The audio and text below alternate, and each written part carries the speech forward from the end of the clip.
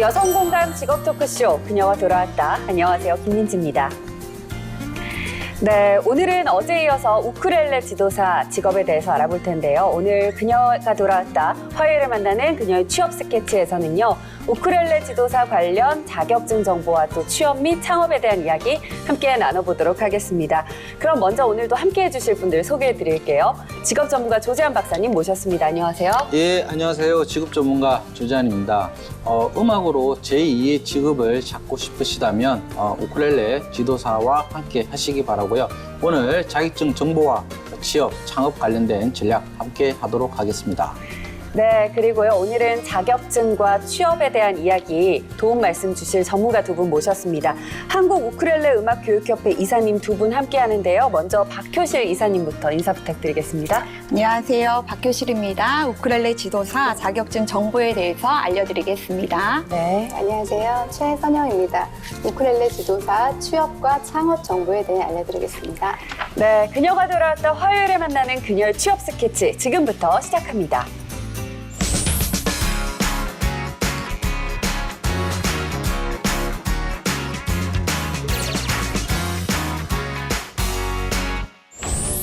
네, 본격적으로 자격증과 취업에 대한 이야기 나눠보기 전에 잠시 우쿨렐레 그리고 우쿨렐레 지도사라는 주제로 이야기를 나눠볼까 합니다. 사실 요새는 취미로 기타, 악기 같은 거 하나씩 다들 네. 배우시잖아요. 한두 개씩. 그러니까 요새 우쿨렐레랑 비슷한 악기로 이 기타라는 악기도 있는데 사실 이 기타랑 비교했을 때 우쿨렐레만의 특징이 뭔지 궁금하거든요. 어떤 걸까요? 일단은 외관상 봤을 때 네. 기타에 비해서 악기가 굉장히 작잖아요. 네. 그래서 가볍고 이동이 편리하고요. 그다음에 줄 소재가 기타 같은 경우에는 스틸 소재인데 네. 우쿨렐레는 나일론 소재이기 때문에 악기를 잡았을 때 손이 조금 덜 아픈 게 또 특징이라고 또 할 수가 있겠고요. 네. 또 4연이기 때문에 배우기가 쉽고 단기간에 습득 가능한 게 우쿨렐레만의 특징이라고 생각합니다. 사연이라고 하셨는데 3연이나 2연이면 더 좋지 않을까. 그럼 소리 내기가 어렵지 않을까요? 그래서 좀 다양한 기법이 필요할 것 같은데, 그러면 두 분이 생각하시기에 우쿨렐레 지도사의 직업적 매력이 있을 것 같은데 박 이사님부터 한번 말씀해 주시죠. 네, 우쿨렐레 소리를 통해서 일단은 제가 먼저 힐링이 됩니다. 그래서 4연의 이 미니 기타가 그 통통 튀는 소리로 하여금 사람의 마음을 사로잡고 또한 기분까지 좋아지게 해서 힐링이 되게 만드는 것 같습니다. 이러한 매력의 악기를 지도하면 많은 이들이 우쿨렐레 매력에 빠지게 되고 또 함께 공연할 수 있는 기회가 생기고 또 그럼으로 인해서 대중에게 친근하게 다가갈 수 있기 때문에 직업으로서 굉장히 매력적인 직업이라고 생각합니다. 예. 그러면 최 이사님이 생각하는 직업적 매력 네. 뭘까요? 네, 제가 생각할 때도 일단 우쿨렐레는 배우기 쉽습니다. 그래서 취미로 배우러 오셨다가 취미가 특기가 되면서 직업이 됩니다. 그렇죠? 그래서 일단 남녀노소 누구나 배우기 쉽고 네. 그다음에 제일 중요한 거는 그 수업 시간을 잘 맞게 활용을 해서 일을 하기에 육아와 수업을 같이 병행할 때 되게 적절히 잘 할 수 있다는 점. 그래서 주부들이 잘 하기에 어려움이 없다는 점을 제일 꼽고 싶습니다. 네. 네. 그렇다면요, 저희가 오늘 경력단절 여성 특집이잖아요. 어떤 경력단절 여성이 이 우쿨렐레 지도사 직업에 어울릴까요? 일단은 본인이 생각하기에 힐링이 필요하시다는 분이 어울릴 것 같습니다. 힐링이 무조건 필요하네. 제가 힐링을 너무 느꼈기 때문에 네. 그다음에 또는 육아를 하면서 이제는 뭔가 좀 새롭게 시작하고 싶다라고 하시는 분들에게 어울릴 것 같습니다. 네. 최 이사님은요? 네. 일단 결혼 후에 우리 주부들이 직장을 다 그만두잖아요. 그렇죠. 네, 그래서 제일 안타깝습니다. 그래서 그만두셨다가 이제 아이들이 좀 크면서 일을 다시 도전해보고 싶으신 분들이 오셔서 음악도 하시면서 이렇게 직업으로 갖기에 되게 이제 좋은데 그런 경단녀들이 실제로 또 많이 찾아오시고 되게 적합하고요. 그 다음에 음악 관련 일을 하셨던 분들도 오시고 또 학습지 지도사, 유아교육 지도사 이런 분들도 많이 찾아오십니다. 네. 그래서 네. 되게 적합할 것 같습니다. 네. 방금 최 이사님도 말씀을 해주셨지만 이 경력단절 여성, 그러니까 아이를 낳고 재취업에 도전하시려는 경력단절 여성들에게는 사실 이 재취업이 참 심각한 문제입니다. 아, 어렵죠. 네, 보통 자녀가 10살 미만일 때 이제 재취업을 시도를 많이 하시게 되는데 이 육아와 일을 잘 병행을 할 수 있는 노하우나 원칙 같은 것들 어떤 것들이 있을까요? 네, 육아와 일을 같이 병행한다는 것이 어려운 것 같습니다. 그래서 제가 생각했을 때 너무 완벽을 추구하지 말자. 아, 이제, 이제 워킹맘들에게 가장 중요한 숙제가 그 체력과 컨디션에 있는 것 같습니다. 그렇죠. 몸이 만약에 아프기라도 하면 수업과 가정 모두의 공백이 생기니까 맞아요. 네, 일을 마치고 돌아와서 밀린 집안일을 하기보다는 먼저 아이와 10분이라도 교감하는 시간을 갖는 것이 중요할 것 같습니다. 네. 그리고 그 이후에 집안일을 하는 거 좋을 것 같습니다. 아, 남편이 집안일을 또 해야죠. 혼자서 다 할 수 있는 건 아니지 않습니까? 그것도 또 하나의 노하우인데 네. 서로 이렇게 잘 분담해서, 분담해서. 예, 하는 것도 좋은 것 같습니다. 그러니까 영역을 그럼요. 나누는 거죠, 그렇죠. 말하자면. 최 이사님요? 네. 저 같은 경우에는 평소에 아이를 믿고 맡길 만한 이웃을 잘 사귀어 놓습니다. 좋은 방법이네요. 그리고 또 그 친구한테 우쿨렐레를 가르쳐주고 그 엄마도 가르쳐줍니다. 그러면 이제 공감대가 같이 형성이 되면서 네. 우쿨렐레라는 악기를 또 좋아하면서 네, 그래서 좋을 것 같고요. 그 다음에 부모님께 맡기는 경우가 많습니다. 그렇죠. 그러면 친정 어르신이나 뭐 시댁 어르신께 맡기면서 꼭 보답을 해드리는 센스. 네, 아이만 딱 금전적으로? 맡기고, 네, 금전적으로 굉장히 좋아하시고요. 또 실제로 자랑하시더라고요. 우리 며느리가 방과후 나가서 이렇게 수업을 한다. 네. 나가서 가르친다. 그래서 좋아하십니다. 네. 네. 사실 이 우쿨렐레도 그렇지만 악기를 같이 한다는 이 취미를 공유한다는 게 상당히 좀 네. 좋은 일이잖아요.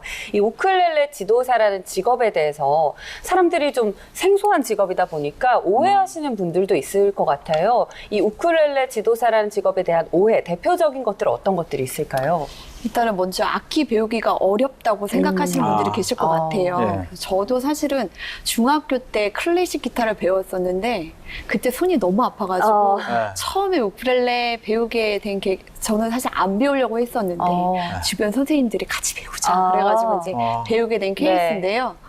일단 너무 쉽고 재밌습니다. 네. 그리고 또 이제 오해하는 부분이 자격 시험이 어렵고 그 취득 절차가 복잡하다고 생각하시는 분들이 계시는 것 같아요. 그런데 저희 이제 과정을 잘 이수하게 되면은 쉽고 체계적이기 때문에 검정에도 별 문제가 없다고 생각합니다. 그러니까 배우기도 쉽고 자격증 취득하기도 쉽다 네. 이렇게 말씀을 해주신 것 같거든요. 최 이사님은 어떻게 생각하세요? 네, 많은 분들이 음악 지식이 많아야 된다. 네, 그렇게 맞아요. 생각을 하고요. 또 네. 연주를 굉장히 잘해야만 그때 지도사를 할 수 있다고 그러니까요. 생각을 네. 하세요.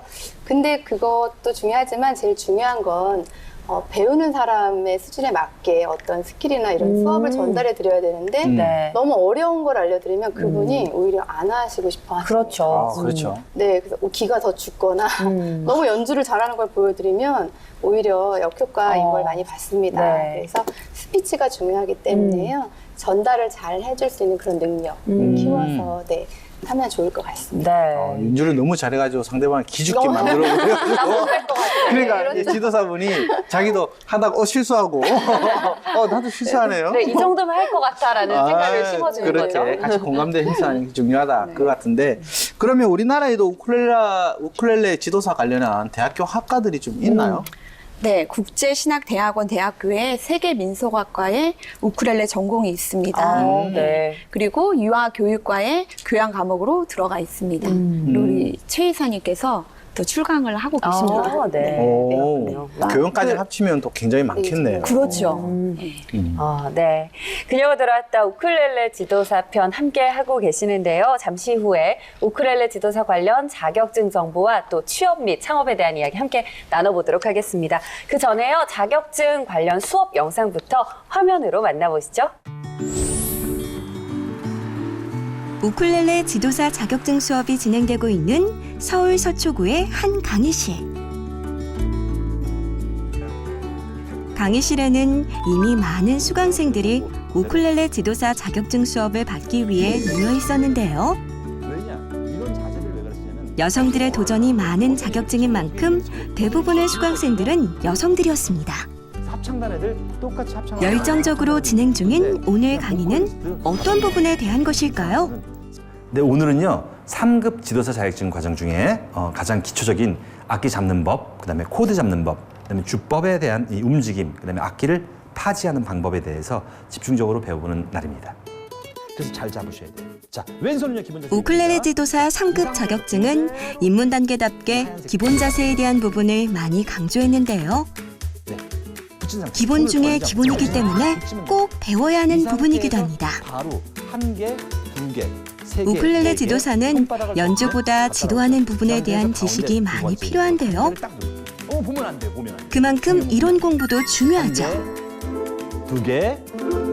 자격증 취득 후 앞으로 직업 현장에 나가게 될 예비 우쿨렐레 지도사들. 그저 다른 의미 나올 뿐이에요. 과연 어떤 이유로 우쿨렐레 지도사에 도전하게 되었을까요? 그렇죠. 목. 결혼하기 전에 CCM 가수로 활동을 했었는데 음악적으로 끈을 놓고 싶지 않다는 생각에 우쿨렐레 지도사가 되기로 마음 먹었습니다.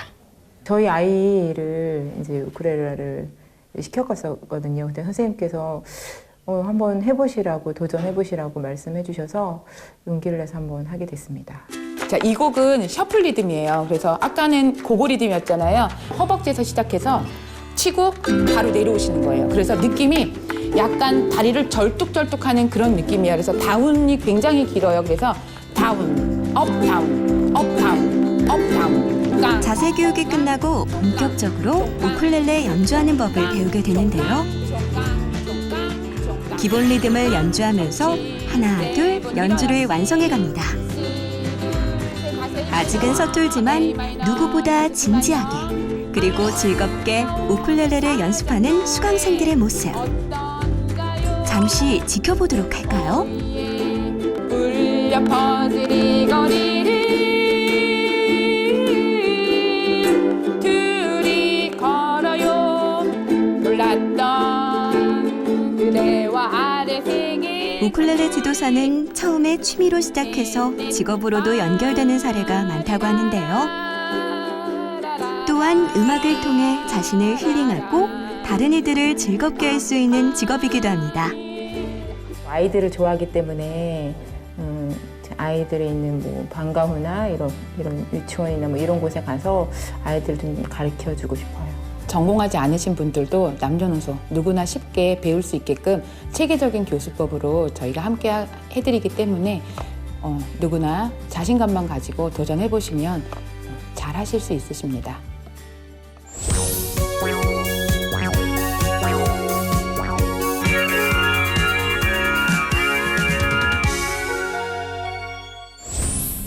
네, 그녀가 돌아왔다 화요일에 만나는 그녀의 취업 스케치. 오늘은 우쿨렐레 지도사에 대해서 이야기 나눠보고 있습니다. 본격적으로 우쿨렐레 지도사가 되기 위해서는 어떤 자격증이 필요한지 이야기 나눠보도록 하겠습니다. 우쿨렐레 지도사 관련 자격증 개요에 대해서 먼저 설명 좀 부탁드릴게요. 네, 한국 우쿨렐레 음악교육협회의 우쿨렐레 지도사 자격증은 한국직업능률원에 등록된 민각 자격증입니다. 그래서 우쿨렐레 지도사의 등급은 상급, 2급, 1급, 그다음에 세미프로, 프로로 분류되어 있는데요. 각 급수마다 직무가 결정되어 있습니다. 우쿨렐레 상급 같은 경우에는 유치원생들이나 그다음에 아이들을 위한 교수법으로 초급 반주를 할 수 있는 능력이 되면 취득이 가능합니다. 우쿨렐레 2급은 문화센터 등의 취미 과정으로 동요 및 중급 가요 반주를 할 수 있는 능력이 되면 취득이 가능하고요. 그다음에 우쿨렐레 1급은 고급 반주와 솔로 연주를 할 수 있는 능력이 되면 취득이 가능합니다. 우쿨렐레 1급 지도사 자격증은 취득 후에 우쿨렐레 3급, 2급 지도사를 배출해 내실 수 있습니다.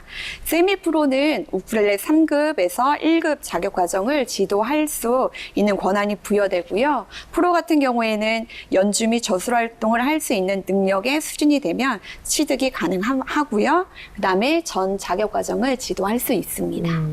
그렇다면 이 정기 검정의 횟수는 어떻게 되는지 또 수시 검정은 언제 어떤 기준으로 보게 되는지도 궁금하거든요.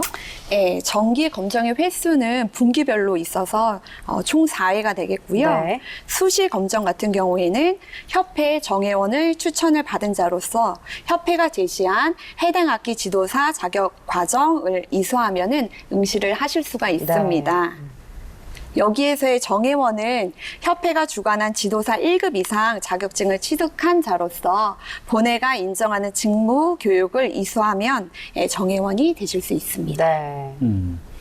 약간 이제 이러한 부분들도 이제 자세히 좀 알게 된 것 같은데, 이 자격증에 도전하는 남녀 비율은 좀 어떻게 되나요, 이사님? 여자가 9로 보고 있고요. 그다음에 네. 남성분들이 1로 보고 있습니다. 9로. 네. 네. 그래서 음악 자체가 섬세함을 다루다 보니까 여성의 비율이 더 많지 않은가 그렇게 생각이 들고요. 그리고 또 악기 자체가 가볍고 또 배우기 쉽기 때문에 네. 여자분들이 더 많이 선호하시는 것 같습니다. 네. 이 수강생들의 연령대도 좀 궁금하거든요. 어떻게 될까요? 3, 40대가 가장 많이 도전을 많이 하시는 것 같습니다. 그래서 어느 정도의 육아가 해결된 후에 뭔가 새로운 거를 도전하고 싶으신 분들이 많이 찾으시는 것 같습니다. 정말 이 경력 단절 여성에게 딱인 직업이 바로 이 우쿨렐레 지도사 직업이 아닌가 싶은데요. 그렇다면 최고령 자격증 취득자 수의 나이도 궁금하거든요. 네, 최고령이 76세라고 합니다. 오, 제가 76살이요? 네. 제가 70살이신 분을 제가 수업을 해봤었는데 네. 양평에서 76세인 분이 취득을 하셨다고 하네요. 네. 되시나요? 잘 따라오시나요? 잘 따라오시는 것 같아요. 왜냐하면 차근차근 일단은 설명을 해드리고 교수법이 체계적이기 때문에 네. 그 이수 과정을 잘 배우시고 오시면은 충분하게 하실 수 있다고 생각합니다. 네. 그러면 우리나라에 이제 우쿨렐레 지도사 이 자격증 취득자들이 꽤 많이 있는 걸로 알고 있거든요. 총 한 몇 명 정도 될까요? 저희 협회가 설립된 지 7년 정도 됐는데요. 전국에 한 8,000명 정도 됩니다. 8,000명. 협회에서만 지금 8,000명이면 뭐 다른 또 기관이 또 있을 거 아니에요? 그렇죠. 그럼 훨씬 더 많은 그렇죠. 인원으로 봐야 네, 되겠군요. 네. 네, 지금부터는 우쿨렐레 지도사 자격증 시험을 기준으로 살펴보도록 하겠습니다. 이 3급 필기시험 과목은 어떻게 되는지 먼저 설명 좀 부탁드리겠습니다. 네, 지도사 상급의 필기는 각 해당 학기 이론 50점, 그다음에 음악 통론 30점, 네. 교육학 개론 20점으로 나누어져 있습니다. 네.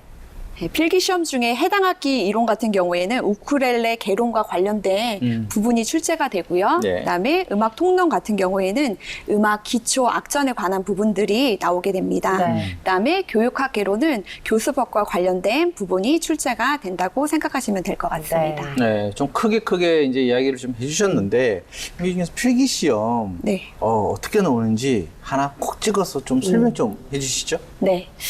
우쿨렐레 개론 쪽에서 하나 네. 설명드리면 지금 우쿨렐레 딱 찍어 구조와 놓으셨네요. 네. 아, 예. 명칭에 대한 네. 부분인데요. 먼저 우쿨렐레 구조 같은 경우에는 헤드, 넥, 그다음에 바디가 있다 이렇게 네. 구조적으로 설명해 주시면 되고요. 그다음에 각 부분 명칭은 헤드에 줄감개가 있고요. 그다음에 이렇게 너트가 있고, 그다음에 이 새덩어리 프렛이 있고, 그다음에 손가락이 닿는 지판, 그다음에 이제 포지션 마크, 네. 그다음에 사운드 홀, 브릿지가 있다고 이렇게 적으시면 되겠습니다. 네.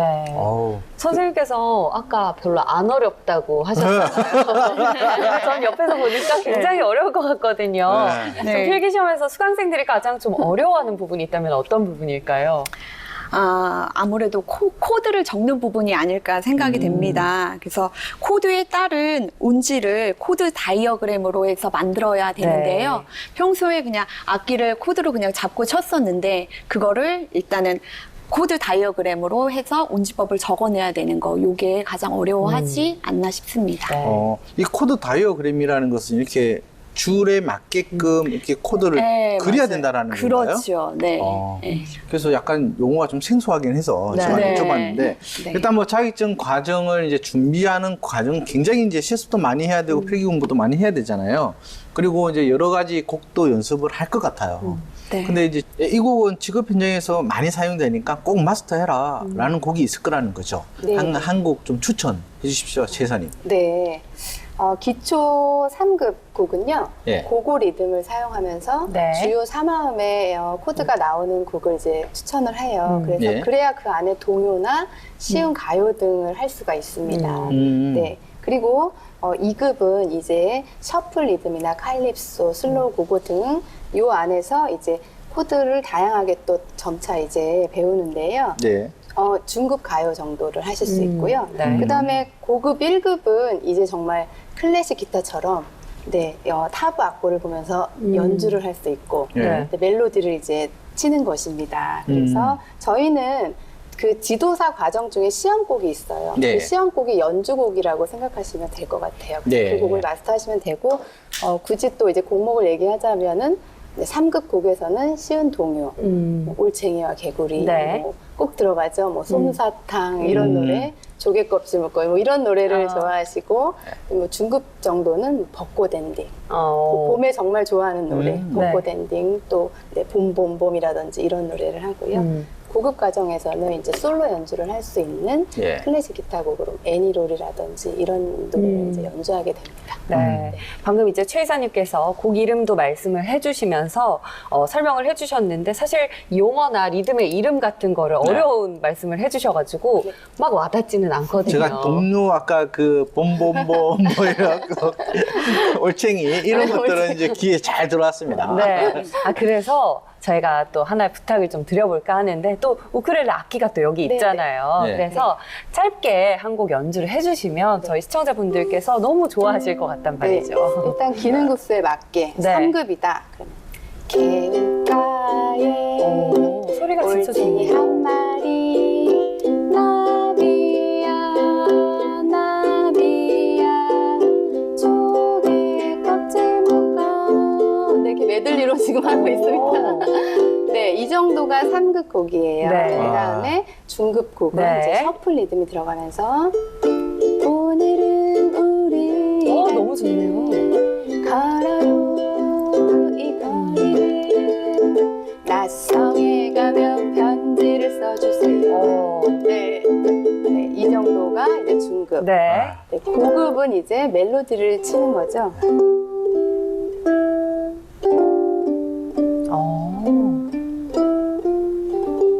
나비한데 멜로디를 이렇게 멋있게 치고. 네.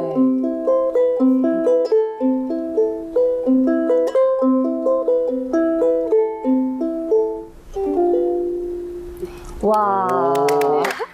저희가 거의 콘서트를 하네요. 아니, 저는 뭐, 물론 우크렐레 소리도 너무너무 좋았지만, 노래를 최 이사님께서 굉장히 네. 잘 부르시잖아요. 근데 제가 만약에 우크렐레 지도사에 도전을 네. 하게 됐어요. 우크렐레는 어떻게 하겠는데, 저는 노래를 잘 못 부르거든요.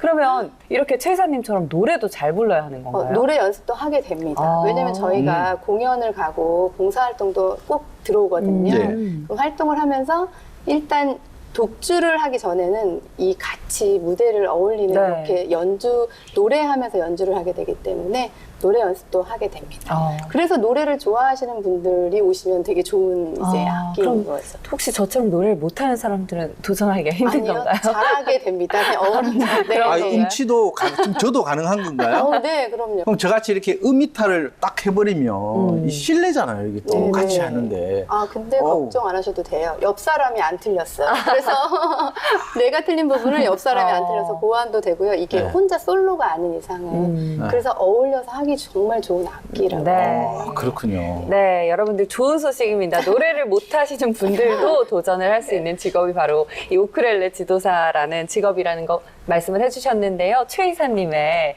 정말 감미로운 연주 잘 들었습니다. 네, 이어서 자격증 실기시험 이야기 이어가 보도록 하겠습니다. 이 실기시험은 어떻게 진행되는지도 궁금하거든요. 박 이사님께서 좀 설명해 주시죠. 네, 우쿨렐레 실기시험은 코드 숙지와 반주법으로 나눠서 네. 진행이 됩니다. 네. 그래서 상급 반주에서는 코드 반주와 기능 화성을 평가를 받게 되는데요. C키에서의 손가락의 근육을 진행시키는 코드 연결을 검정으로 보게 되고요. 네. 그리고 기본 반주법 중에서 고고주법을 반주법으로 보게 되면서 검정이 이루어집니다. 네. 그다음에 2급 같은 경우에는 F키와 F키의 나란한조 관계인 D마이너 키, 그다음에 G키와 나란한조 관계인 E마이너 키의 주요 코드를 검정을 하게 되고요. 네. 그다음에 여러 가지 주법을 평가를 하게 됩니다. 그다음에 1급에서는 아르페지오와 그다음에 여러 가지 고급 주법, 그다음에 스케일, 그다음에 바리에이션 코드와 솔로잉 연주를 실기 시험으로 보게 됩니다. 있습니다. 그러니까 솔로잉 연주라는 건 혼자서 이렇게 독주를 하는. 그렇죠. 네네. 아우, 제가 지금 박사님 이야기 들으면서 이게 정말 어렵다. 이 보통이 뭐 F키에, G키에 뭐 굉장히 어려운 용어들을 많이 써주셔가지고 아무래도 생소하니까요. 아우, 그게 생소한데 그럼 실기시험에서 수강생분들이 좀 어려워하는 부분이 있다면 어떤 부분일까요? 네, 기능 화성으로 코드를 이쪽에서 치는 부분을 가장 어려워하는 것 같습니다. 네. 그러니까 평소에는 그냥 나와져 있는 코드를 보고 쳤었는데 보고. 그거를 이제 노래방에 갔을 때 네. 여자 키를 남자 키로 이제 불러야 된다든지 네. 남자 키를 여자 키로 불러야 되는 경우에 이조를 하게 되는데요. 예. 그거는 이제 공부를 한 상태에서 이조를 해야 되기 때문에 그 부분을 가장 어려워하는 것 같습니다. 그렇다면 뭐 개인차가 조금은 있겠지만 보통 자격증을 취득하는데 걸리는 기간은 어느 정도라고 보면 될까요? 네, 3급 지도사인 경우에는 4주가 소요가 4주요? 되고요. 네. 2급 지도사일 경우에는 8주, 그다음에 1급 지도사일 경우에는 10여주의 기간이 소요가 됩니다. 아, 그게 그러니까 정해진 건가요? 아니면 뭐 개인별로 좀 차이가 있는 건가요? 규정으로 일단은 정해져 있습니다. 네. 그러면 하루에 뭐 몇 시간 정도씩 이게 매일마다 해야지 4주인가요? 아니면 매주 1회 2시간씩 주 이렇게 일회 수업이 2시간씩. 진행이 주 1회 됩니다. 2시간씩. 네. 그럼 주말반도 있고 뭐 평일반도 있고 그렇겠네요. 그렇죠. 네네네. 자, 그러면 우쿨렐레 지도사 자격증 취득 분명히 노하우가 있을 거라는 거죠. 네. 이렇게 어려운 거를 네. 단번에 합격할 수 있는 노하우 좀 알려주십시오. 네. 어렵지 않은데. 열심히 할 시간이 많이 빼고. 네. 상급에서 경우에는 저희 교수법에서 가장 중요하게 생각하는 게 네. 자세 부분입니다. 그래서 자세를 정확하게 익히는 것이 중요할 것 같고요. 자세요. 네. 그래서 손 모양이 빨리 좋은 자세를 갖게 되면 자격증 취득이 조금 더 편하실 것 같고요. 그 다음에 이제 음악을 많이 들어서 그거에 맞는 주법을 잘 구사를 하면 좋겠죠. 네. 네. 그리고 2급 같은 경우에는 바레 코드라는 이제 줄을 한꺼번에 4줄을 한꺼번에 잡아야 되거든요. 그 바레 코드 잡는 자세를 빨리 익히는 것이 좋을 것 같습니다. 네. 그래서 좋은 음색으로 스트로크 할 수 있도록 해야 하고요. 1급 같은 경우에는 이제 아르페지오나 고급 반주, 네. 솔로잉을 연주해야 되기 때문에 오른손에 적절한 힘의 배분을 할 수 있도록 손에 힘을 빼고 또한 섬세한 음색을 가질 수 있도록 하는 것이 중요할 것 같습니다. 네, 역시 이 악기라는 건 운지법이라고 하잖아요. 이렇게 네. 잡는 게 진짜 중요한 것 같아요. 그게 기본이니까요. 그래서 3급 우쿨렐레 지도사 자격증의 합격률은 어느 정도나 되는지도 궁금하거든요. 아, 네. 저희 협회의 핵심은 자격증을 취득해서 못하게 하라는 것이 아니라 자격증을 취득해서 수업할 수 있도록 하는 것이기 네. 때문에 3급의 입문 과정일 경우에는 거의 99%로 취득을 하십니다. 그러니까 일단 열심히만 나가서 이렇게 수업만 잘 듣고 따라하면 누구나 다 합격할 수 있다. 네, 근데 그럼에도 불구하고 99.9%일 수도 있는데 이 시험에 합격하는 분도 있고 또 떨어지시는 분도 있단 말이죠. 그렇죠. 그랬을 때 보통 이제 자격증 취득에 실패하시는 분들이 어떤 분들이 좀 떨어지나요? 그러니까 연주가 가르치는 데 있어서는 크게 중요하진 않거든요. 네. 그래서 그런데 연주만 잘 하시려는 분들이 많이 떨어지시는 것 같고요. 그 무슨 말이에요? 연주만 잘 하시는 분들이라면. 그러니까 이게 교수법이 숙지가 돼서 교수법을 잘 전달을 해야 하는데 네. 본인이 연주를 잘한다고 해서 잘 가르치는 거는 또 아니기 때문에 그렇죠. 네, 교수법 숙지가 중요한데 그 부분을 이제 놓치는 분들이 그럼 떨어지는 거야? 연주는 잘하는데? 그렇죠. 그럴 수도 조심하셔야 있습니다. 되겠습니다. 네. 그 다음에 또는 이제 중도에 그냥 포기하시는 분들도 간혹 네. 계시고요. 네. 또는 결석을 하셔서 배운 내용을 잘 모를 경우에 또 떨어지시게 됩니다. 네. 그렇군요. 네, 이렇게 해서 우쿨렐레 지도사 관련 자격증에 대해서 좀 알아봤는데요. 이 우쿨렐레 지도사 관련 자격증 제도 개선 방향이 있다면 어떻게 보실 수 있는지 박 이사님부터 좀 말씀 부탁드리겠습니다. 일단은 학교나 음악대학에서 학점으로 인정받는 제도가 더 많이 생겼으면 좋겠고요. 네. 나아가서 국가 공인 자격증이 된다면 이루 말할 수 없이 좋겠다고 생각이 듭니다. 또 이제 저희가 이제 기능급수가 등급마다 직무가 정해져 있는데요. 네. 조금 더 세분화되어서 시니어 앙상블 지도자 자격증 또는 특수 지도사 자격증으로 다양한 관련 지도사 자격증 제도가 세분화된다면 더 좋을 것 같습니다. 네, 최 이사님 말씀도 들어보겠습니다. 네, 앞서서 말씀하신 것과 마찬가지입니다. 세분화를 시킬 때에 이제 수준별 앙상블 팀을 만든다든지 네. 초급반, 중급반 이렇게 해서 그렇게 하고 또 교육 대상에 따라서 지도사를 이제 좀 더 세분화해서 뽑습니다. 유아교육 뭐 지도사, 우크렐레 네. 지도사, 그다음에 시니어 우크렐레 지도사, 그다음에 특수교육, 장애나 특수교육 지도사 등을 만들면 정말 지도법도 더 체계화적으로 네. 더 만들면 가르치기 정말 쉽다고 생각합니다. 네. 네. 박사님은 어떻게 보셨나요? 결국은 이제 1급, 2급, 3급 이런 등급을 나눈 거에 대해서도 아까 이제 뭐 이사님들께서 이야기해 주신 것처럼 오히려 이렇게 3급, 2급, 1급보다는 대상별로 네. 구성을 해서 그분들에 맞게끔 준비를 시키는 게 오히려 그 분야의 전문성을 더 인정받을 수 있지 않을까 저는 그렇게 생각하고요. 네. 어차피 지금 이제 지구능력개발원에서 하는 민간 자격증이긴 하죠.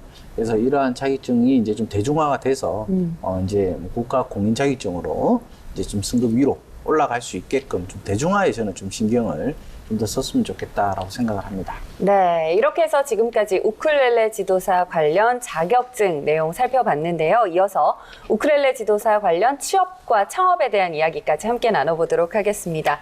네, 지금부터는요, 이 우쿨렐레 지도사 자격증을 취득하면 어떤 방향으로 취업을 할 수 있는지 또 어떤 방향으로 창업을 할 수 있는지 알아보도록 하겠습니다. 아까 이 자격증 도전하시려는 분들은 여성이 9, 남성이 1 그렇게 해서 9대1 정도의 비율이라고 말씀을 해주셨거든요. 그렇다면 현역에서 이 우쿨렐레 지도사로 활동을 하시는 분들의 비율은 어떤지 최 이사님께서 좀 설명 부탁드리겠습니다. 네.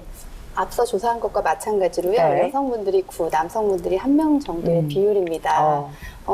제가 생각해 볼 때 음악 전공자들 그 자체가 여성분들이 많으신 것 같아요. 네. 그래서 많이 배우러 오시고 또 이 우쿨렐레 지도사라는 거는 주부들이 많이 여가 시간에 배우러 오셨다가 네. 그다음에 나 한번 가르치고 싶다는 그런 생각의 지도사로 이제 바꾸게 됩니다. 그래서 여성분들이 제일 우리 주부님들이 이제 또 배우시는 분이 많으시고요. 이번에 들어오신 분 한 분은 유일하게 남자분이 계신데 네. 보육교사를 이제 전공하신 보육 쪽 일을 하신 네. 분이에요. 그래서 네. 실제로 어린이집에 이제 취업을 하시려고 그분이 배우러 오셨어요. 그래서 네. 유일하게 남자 한 분이 지금 같이 배우시고 계세요. 네. 지도사를. 그분도 굉장히 이제 그 열의가 대단하다라고 봐야 될 것 같은데 네. 지금 뭐 직업 현장에 이제 보통 우쿨렐레 지도사로 출근을 했을 때 업무 시작부터 이제 끝까지 이미 그 프로세스가 있을 거라는 거죠. 그 단계별로 좀 어떻게 업무가 진행되는지 설명 좀 부탁드릴게요. 일반적으로 이제 출강을 나갈 때 공공기관, 어떤 기관이든지 먼저 문화센터나 뭐 초중고등학교 뭐 방과후 수업으로 나가게 될 때는 항상 강사의 출석을 체크합니다. 네. 그리고 그다음에 회원들 그 출석 체크를 합니다. 학교에서는 아이들 이제 명단으로 수업 체크를 하고요.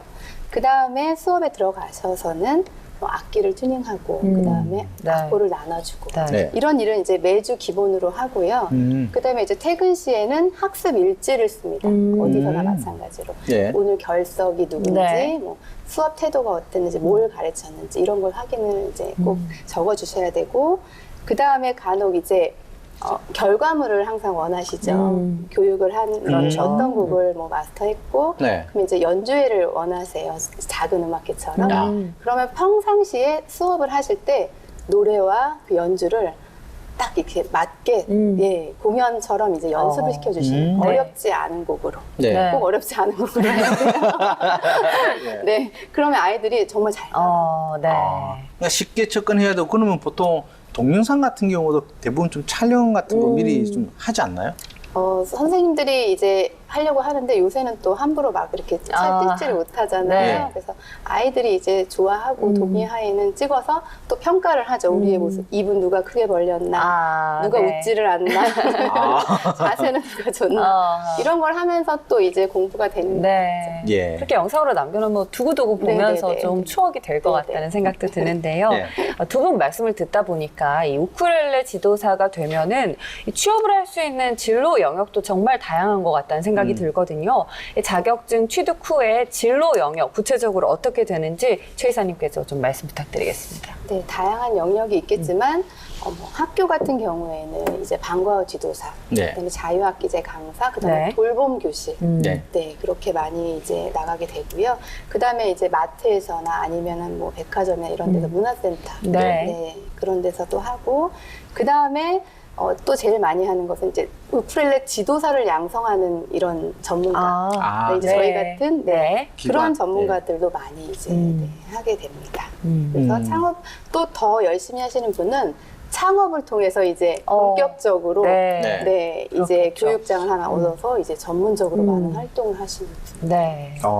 그럼 어쨌든 이러한 부분들의 진로 영역들이 좀 다양하게 네. 있다라고 우리가 봐야 되는데 그 중에서도 가장 선호하는 진로 영역이 있을 것 같아요.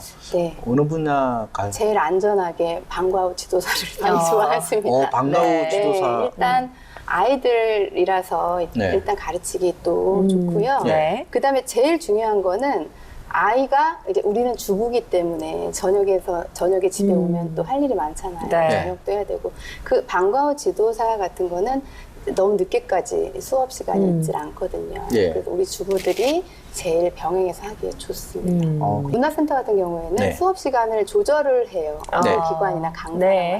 맞춰서 뭐 몇 타임 하실 건지 해주실 수도 있냐. 그럼 이제 저희 주부들이 조절을 하시는 거고요. 네. 그다음에 뭐 오전, 오후 막 이렇게 잡히는 경우도 있어요. 네. 그런 경우에는 요일을 정하셔서 하루를 몰아서 이제 늦게까지 수업을 뭐 한다든지 이렇게 네. 하시면 다 병행해서 하실 수 있습니다. 자기 이제 선택 근무에 네, 네, 좀 네. 더 비중이 크다라고 네. 봐야 되겠죠. 네.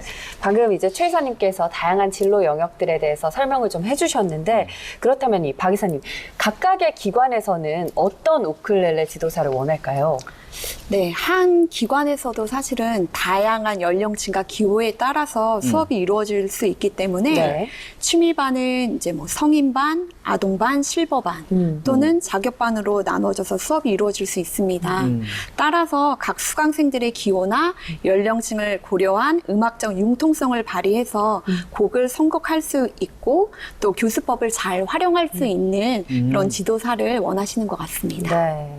그런데 처음부터 이제 우리가 가르치는 일이다 네. 보니까 실전에 나서서 딱 수강생들 앞에 서면 좀 얼 수도 있잖아요. 그래서 혼자서 실전에 나서기 전에 인턴이나 보조 강사로 좀 경험을 쌓을 수 있는 곳이 있다면 어떤 곳들이 있을까요? 네. 전국에 저희 협회 이제 지부가 이렇게 교육원이 한 50개 정도 됩니다. 네. 대부분 우리 이제 지도사를 따신 그곳에서 보조 강사를 많이 네. 하죠. 왜 이제 가르치신 스승님의 수업을 많이 따라다닌다든지, 네, 문화센터에 가서 보조 강사로 그쵸. 가서 뭐 줄 맞추는 것도 도와드린다든지 악보도 나눠드리면서 이제 수업 이제 그런 노하우를 보고 배우게 배우는 됩니다. 거죠. 네. 네, 그래서 일단 뭐 정회원 가입을 또 하시고요. 네. 보조 강사로 활동하시면서 3개월 정도의 기간 안에 뭐 공연도 나가면서 또 여러 가지 이제 노하우가 생기게 됩니다. 이 기간은 중요하죠, 굉장히. 네. 그 굉장히 중요하고 그 스승님의 노하우를 지금 가져와야 되는데 이러한 이제 보조 강사를 할 때 꼭 배워둬야 할 부분이 있다면 어떤 부분일까요? 전달을 굉장히 잘 해주셔야 되는데 자꾸 너무 어려운 거를 알려드리려고 하거나 네, 지금에 맞는 그 급에 맞는 수업 내용을 전달을 해야 됩니다. 수준에 맞게. 네, 수준에 맞게. 그래서 저희가 커리큘럼이 정해져 있어요. 네. 그 공모까지도 자세히 예시를 해놨고요. 네.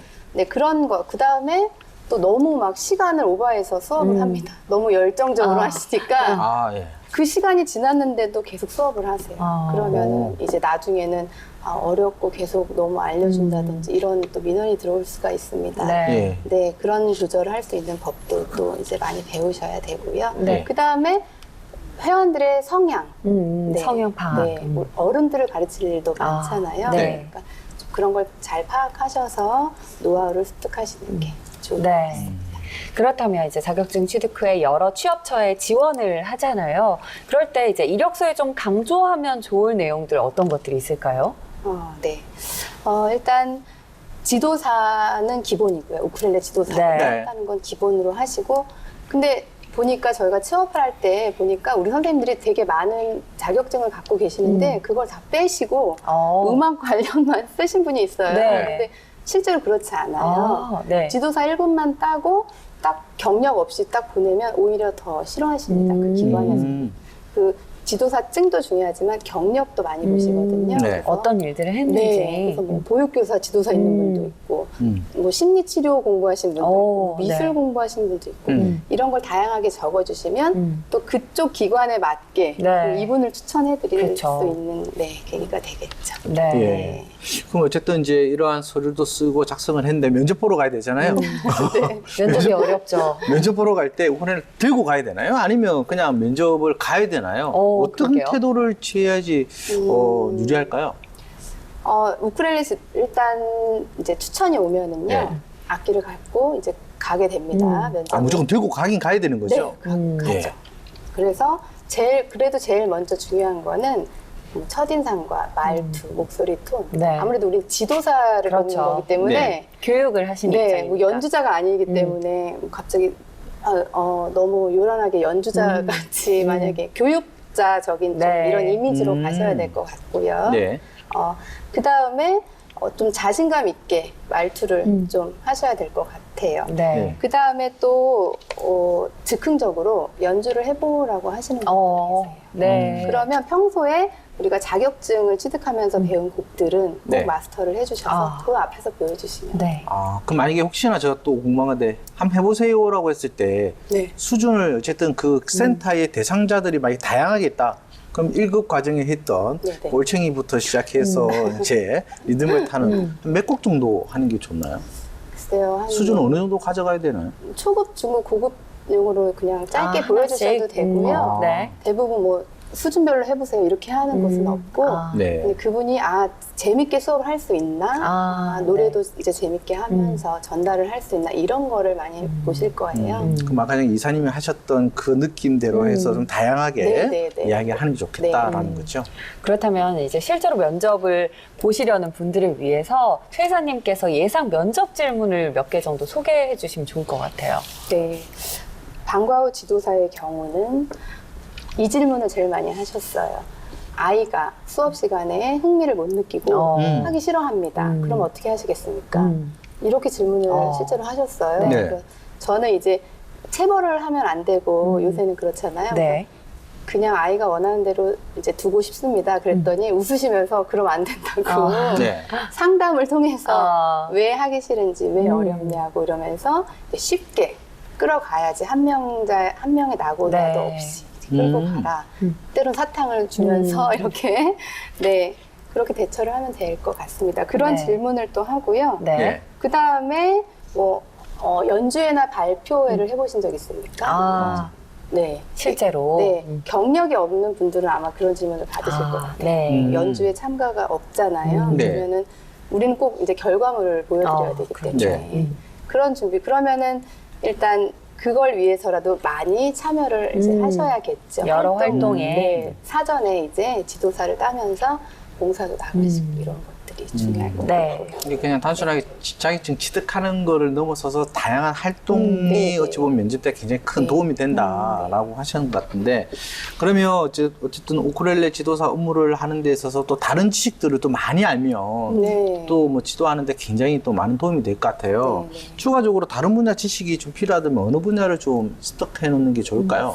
우리가 연주만 하는 게 아니고 이렇게 노래도 지금 같이 병행을 하잖아요. 네. 그래서 노래를 할 때 이제 뭐 그 노래가 나온 뭐 스토리 이런 것들 수업 때 얘기해주면 아이들이 이제 재밌게 듣죠. 재밌겠네요. 네. 네, 그런 것도 하고 그 다음에 또 노래 연습을 이제 해줘야 되기 때문에 그런 지도법도 조금씩은 알고 계셔야 이렇게 노래를 가르칠 때 네. 네. 그런 것도 있고 저 같은 경우에는 뭐 혈액형별 공부도 했고 네. 왜냐면은 뭐 직업별로 또 특성이 있잖아요. 네. 사람들은 그런 거에 맞게 다 공부를 조금씩 했어요. 그래서 혈액형별로 뭐 꼼꼼한 A형인데 자꾸 막 준비되지 않았는데 시킨다던가 막 이러면 갑자기 정말 그 다음에 안 나오는 아이들도 네. 있어요.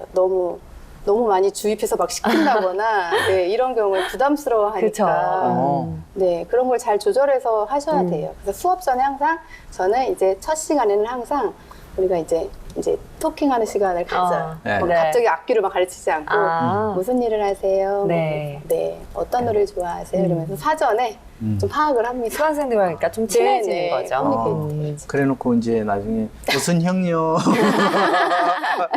그거 정확하지 않으니까. 네.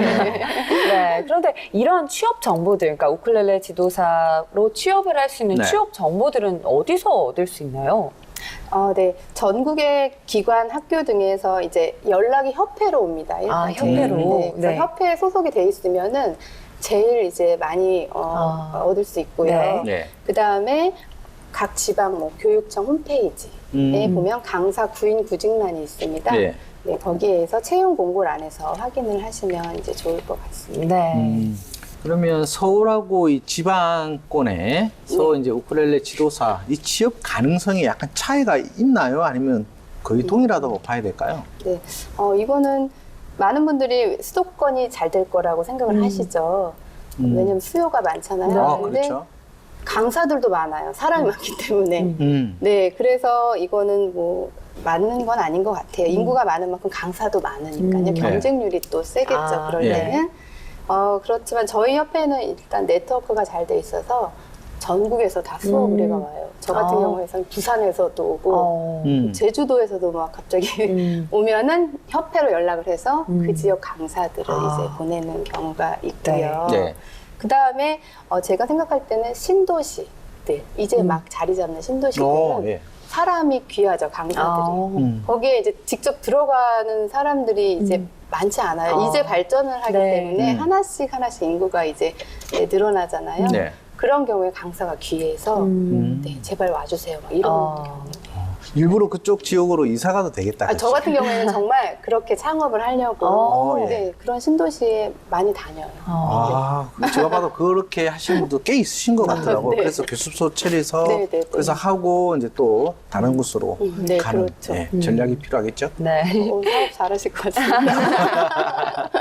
그럼요. 이렇게 취업을 하기 위해서는 자격증은 몇 급까지 취득을 하는 게 좋은지도 궁금하거든요. 무조건 뭐 1급이 있으면 무조건 좋은 건지 아니면 한 3급까지만 있어도 취직이 좀 잘 되는지도 궁금하거든요. 네, 실제로 유치원이나 어린이집에 종사하시는 분들이 배우러 오시면은 네. 고급 과정을 안 해도 되겠지라고 생각을 하세요. 네. 왜냐하면 3급만 따셔도 동요를 가르치는데 무리가 없습니다.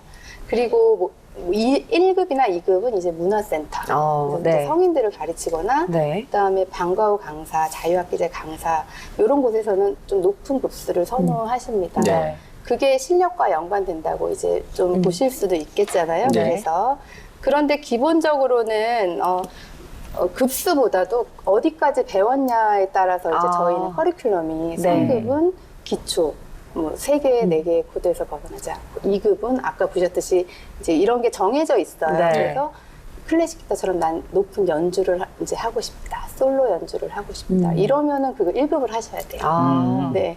그래서 자기가 이제 연주를 어디까지 할 것이냐, 어느 정도 실력까지. 근데 1급이 제일 좋겠죠. 거기 다 들어가 있으니까요. 그렇죠. 그러려고 일부러 1급 만들어놨는데, 네네. 그죠? 그렇죠. 박사님. 어차피 최종 목표는 1급으로 가기 위한 맞아요. 커리큘럼 네. 설계를 해놨기 때문에 그렇죠. 그렇게 가야 되는데, 최 이사님 취업 후에 우쿨렐레 지도사분들이 겪는 어려움이 있다면 어떤 부분일까요? 네. 아무래도 누구를 가르쳐 본 경험이 좀 없으실 거잖아요. 그래서 어려움이 뭐 목소리가 떨린다든지 또 시선을 못 마주친다든지 네. 그러고 뭐 또 강사보다 더 뛰어난 실력을 가진 분이 간혹 계신다든지 분명히 있을 거예요. 아이고 계시죠. 네. 네. 근데 너무 오히려 그 나쁘다고 생각하시는 게 아니고 좋은 점이 많습니다. 그래요? 네, 네. 그럴 때는 그분을 보조 강사로 이제 쓰시죠.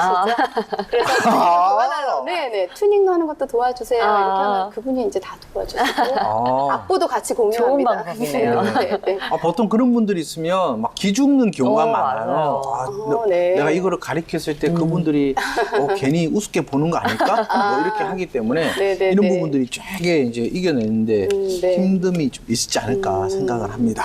네. 네. 지금까지 이렇게 해서 우쿨렐레 지도사 취업 관련 내용 함께 살펴봤는데요. 이제부터는 창업에 대한 이야기를 좀 이어가 보도록 하겠습니다. 혹시 두 분께서는 추천하시는 우쿨렐레 지도사 관련 창업 형태가 있다면 어떤 부분일까요? 개인 창업을 원하시는 경우가 있거든요. 네. 이런 경우에는 소규모 개인 연습실에서 동호인을 모아서 창업이 이루어질 수 있습니다.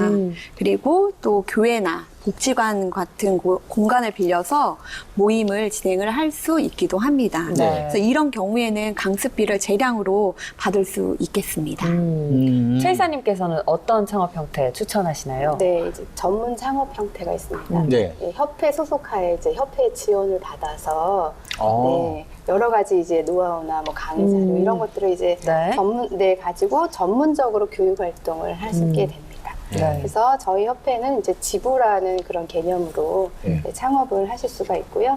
그 안에서 취미반, 또 전문 지도사반, 뭐 앙상블 이런 걸 이제 다양하게 운영을 네. 하실 수가 있고요. 예. 또 그러다 보면은 이제 꼭 공연을 봉사를 해달라든지 지역사회 이제 행사를 좀 해달라고 의뢰가 옵니다. 예. 그럼 이제 전문적으로 우리 강사들하고 회원들하고 또 나가서 하시면 될 것 같아요. 네. 그래서 여러 가지 도움이 많이 되고요. 그 다음에 지부의 그 창업 형태는 우쿨렐레 지도사를 이제 취득을 하시고 그 다음에 이제 월 회비 내는 그런 조건 외에는 또 특별한 게 없으니까요. 네, 많은 도움이 될 것 같습니다. 네. 프랜차이즈 개념으로 해서 뭐 이런 개런티 비용을 따로 내는 부분은 없다. 월 회비 정도? 네. 그럼 혹시 죄송하지만 3급, 2급, 1급 중에서 몇 급까지 따야지 그게 창업으로 이어질 수 있는 규정이 네, 있나요? 저기 협회에서는 2급 이상 되시면 이제 네. 추천이 가능하다고 나와 있습니다. 예. 그때부터 마음을 먹겠죠. 아, 네. 내가 이제 한번 차려볼까 이러면서 아. 준비를 하시게 되는 네. 거죠. 네, 그렇게 생각하시면 될 것 같아요. 알겠습니다. 그러면 이 창업하는 데서 꼭 필요한 이 시설이나 장비가 있다면 네. 이것만은 빠지면 안 된다. 어떤 부분일까요? 네, 되게 많은 장비를 구비해야 될 것 같잖아요. 네. 근데 우쿨렐레 말씀되나요? 강의를 들을 수 있는 시설, 공간. 의자와 테이블과 뭐 칠판 정도고요. 그 다음에는 이제 우쿨렐레를 구비를 해놔야겠죠. 그거는 보여드려야 그렇죠. 되니까. 네. 네, 그 정도. 그 다음에 건반 있으면 좋고요. 노래도 해야 되니까요. 예. 네, 그 다음에 미니 앰프 정도. 네, 그 정도만 이제 일단은 필요하실 네. 것 같고요. 네. 그럼 그 규모에 따라서 우쿨렐레 그 수도 약간 정하면 네, 되게 그렇죠. 부분이군요. 자, 그러면 우쿨렐레 이제 악기 비용이 정말 궁금해요. 아까 저도요. 박 이사님 또 들고 계셨던 거는 뭐 그렇게 저가는 아닌 것 같은데 비용이 어떻게 되나요, 이사님? 네, 입문자용은 10만 원대 초반. 네. 그러니까 연습용이라고 보면 네, 될까요? 연습용. 그 다음에 이제 성인들은 보통 또 30만 원대 많이 이제 사십니다. 네. 그리고 고급용은 이제 100만 원 선을 넘어가서 네. 이제 100만 원, 200만 원 이제 끝이 없는데요. 대부분 보시면은 초급 때 입문자용을 사세요. 그 다음에 꼭 2번은 바꾸세요. 왜냐하면 실력이 늘수록 그렇죠. 아 나도 좋은 악기를 갖고 싶다는 생각이 드시죠. 네, 그렇게 됩니다. 그럼 처음에 이제 입문을 하는데 일반인이나 보통 학생 대상으로 수업을 하실 때 보통 수강생들이 보통 구매를 한 후에 네, 네. 이렇게 배우게 되는 건지요? 아니면 뭐 이렇게 대여를 해서 네. 하는 경우도 있는지 좀 유형에 맞춰서 설명 좀 해주시죠. 일단 기관 같은 곳에서는요, 악기를 이제 학교 같은 곳에서는 구비를 하고 강사를 부르는 것도 있고요. 그런 것도 있어요? 예전에는 네, 대여를 많이 했습니다. 그런데 아예 학교에서 네. 이제 교육청 예산을 받든지 해서 네. 구비를 해놓으세요. 네. 네. 그리고 문화센터 같은 경우에는 이제 강사와 상의해 본 다음에 구비를 하든지 이렇게 하라고 하고 네. 대여를 할 경우에는 인원수에 맞게 또 이렇게 대여료를 측정을 해서 네. 대여를 해드리는 경우도 있죠. 네. 네. 이렇게 우쿨렐레 지도사 창업에 대해서 알아봤는데요. 오래가는 우쿨렐레 지도사만의 특징이 있다면 어떤 것일지 최 이사님부터 말씀 좀 부탁드릴게요. 아무래도 협회에 자주 오셔서 새로운 기술을 계속 이제 그냥 배우시는 게 중요하고요. 네. 왜 새로운 노래도 많이 나오잖아요. 네. 신곡도 많이 나오고 그런 노래를 잘 배우시고 그다음에 기술도 좀 배우시고 협회에 자주 오시는 게 제일 중요할 거라고 생각을 해요. 네. 예. 갈 길을 끊으시는 분도 계시거든요.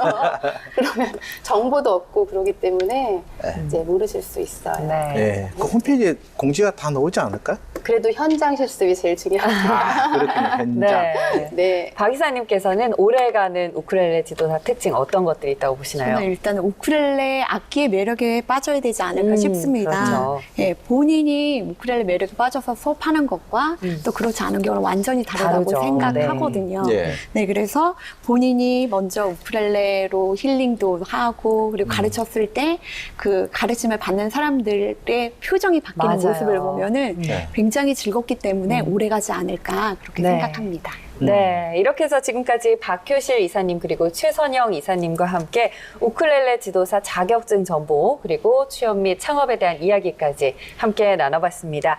앞으로 이 우쿨렐레 지도사 직업 어떻게 발전하면 좋을까요, 박 이사님? 세상의 모든 게 없어진다고 해도 이제 음악은 오래 간다고 들었습니다. 네. 그래서 저희 협회 음악이 오래 가도록 또한 교육계의 중요한 축이 될 수 있는 직업으로까지 발전을 했으면 좋겠습니다. 네, 최 이사님. 네. 모든 국민이 한 가지 악기는 좀 다룰 수 있게 하자. 네.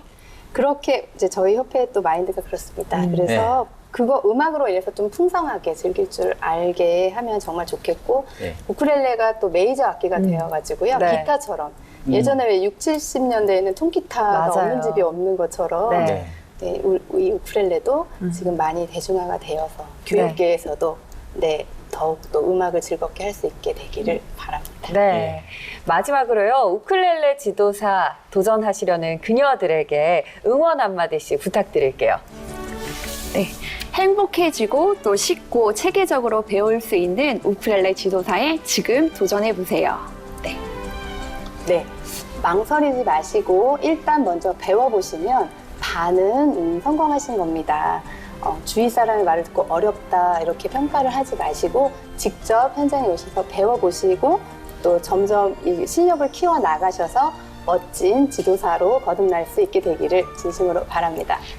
네, 오늘 이렇게 그녀가 들어왔다 시청자분들을 위해서 함께해 주신 세 분 모두 고맙습니다. 고맙습니다. 감사합니다. 네, 그녀가 돌아왔다 화요일에 만나는 그녀의 취업 스케치는 여기까지입니다. 내일은요, 우쿨렐레 지도사 관련 직업 키워드 토크와 최종 직업 평가 그리고 직업 뉴스 이야기 코너죠. 잡 이수다까지 함께 준비했습니다. 내일도 그녀가 돌아왔다 함께 하시면서요, 유용한 직업 정보 많이 얻어가시길 바라겠습니다. 저희는 여기서 인사드리겠습니다. 고맙습니다.